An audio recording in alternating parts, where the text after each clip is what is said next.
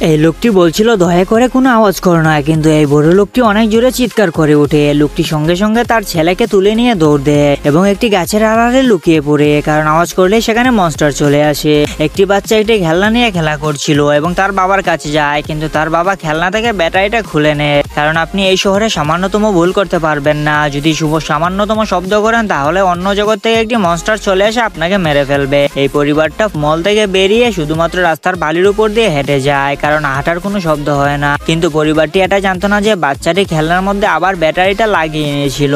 এখন রাস্তার মধ্যে সেই বাচ্চাটি খেলনাটি আবার চালু করে দেয়। এখন বাবা মায়ের হুঁশ উড়ে যায়, তারা দৌড়ে তার কাছে যায়, কিন্তু তখন অনেক দেরি হয়ে যায়। কিছুক্ষণ পরে দেখা যায় বাবা তার ঘরে রেডিওর মাধ্যমে অন্যদের সাথে যোগাযোগ করার চেষ্টা করে, কিন্তু কোনো সাড়া মেলে না। এই লোকেরা ঘরের বেসমেন্ট থেকে শব্দ না করে জীবন কাটা। পরের দিন সকালে তার বাবা তার ছেলেকে নিয়ে কোথায় যেন যাচ্ছিল, কিন্তু মেয়েটি রেগে যায়, সে তার সাথে যেতে চায় না। বাবা তার ছেলেকে নিয়ে নদীর কাছে মাছ ধরতে যায়। এরপর সেখান থেকে একটি ঝর্ণার কাছে চলে যায় এবং তার ছেলেকে বলেন এখানে তুমি অনেক জোরে চিৎকার করতে পারো, কারণ এখানের আওয়াজ কোথাও শোনা যাবে না।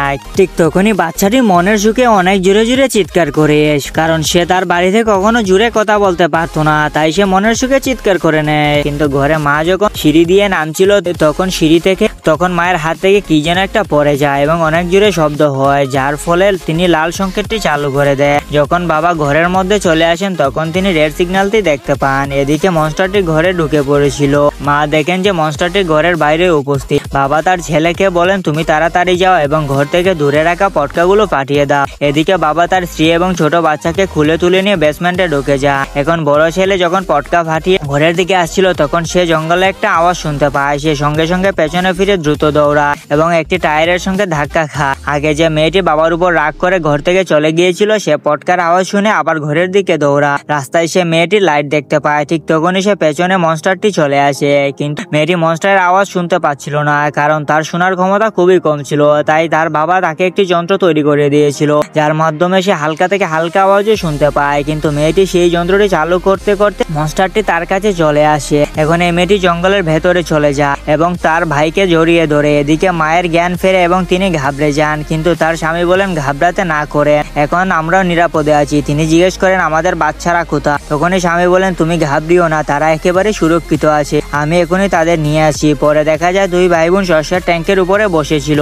কিন্তু হঠাৎ করে তার ভাই শস্যের গুদামে পড়ে যায়। বোন সঙ্গে সঙ্গে তাকে বাঁচানোর জন্য ভেতরে ঝাঁপ দেয়। তখন দুই ভাই ভাঙা ট্যাঙ্কের উপরে পড়ে যায়, কিন্তু বেশি আওয়াজ হওয়ার কারণে মনস্টারটা সেখানে চলে আসে। কিন্তু মেয়েটির তার কানের ডিভাইস থেকে শব্দ শুনে তাকে তাড়িয়ে দেয়।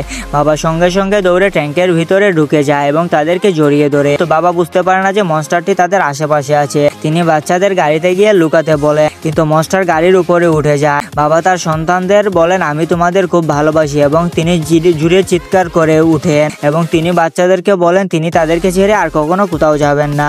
ভিডিওটা ভালো লাগলে একটা লাইক করে চ্যানেলটা সাবস্ক্রাইব করে দিবেন।